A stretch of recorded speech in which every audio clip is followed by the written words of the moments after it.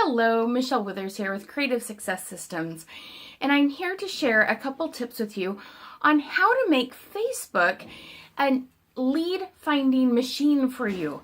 Because how many millions, billions of people are on Facebook? Don't you think some of those people need your product? I do. I know they do. So let's talk about the 3 keys to making sure Facebook is a finding machine for you. First of all, we need your current friends telling you, hey, I need your product. And I'm going to tell you how to make sure that happens. Number 2 is constantly adding new friends.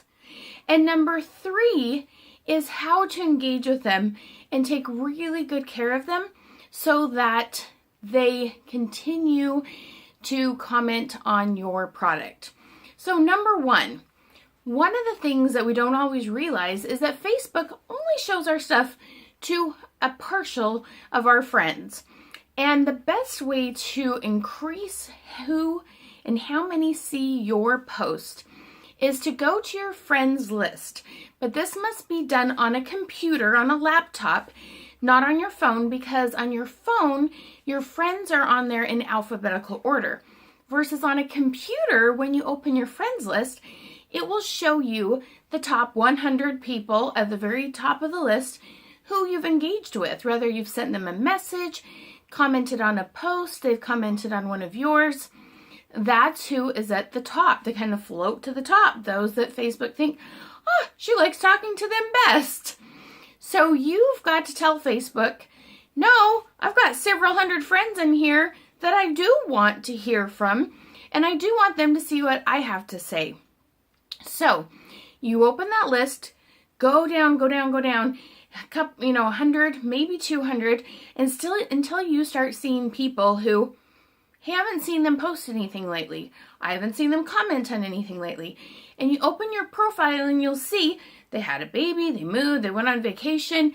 You didn't see it in your post feed, so you comment on it. You go and you look and you go, wow, look what Susie's been doing. Comment on a couple of her posts. Do this with 10 to 20 people every single day, and you start to bring up some of the friends who weren't seeing your post. Then when you post things about your product, you have a much higher likelihood of them seeing it and commenting on it. The next thing is you need to be adding friends. Now, the biggest advice I see given is just add those who you have 10 mutual friends, 20, whatever it might be. But do you actually know them? Could you talk to them if you saw them in a store? What are you ever going to say? So this is a much more genuine, authentic way. What are you interested in? Is it horses? Is it crocheting? Is it cooking? Is it gardening? Is it traveling? Go find some groups on Facebook. Now, before you start trying to get them as friends and trying to get them to talk to you about your product, what you want to do is show interest in them. Go look and see what people have mentioned, asked about.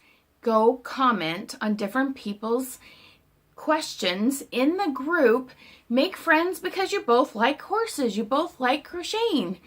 Then, because you've had a little bit of engagement, you add them as a friend. And then when you post about your product, and they're like, wow, she's an expert in this area, and they make some sort of comment on your post, it's genuine, it's real, you already have a friendship, and you can then move that on to seeing if they need product.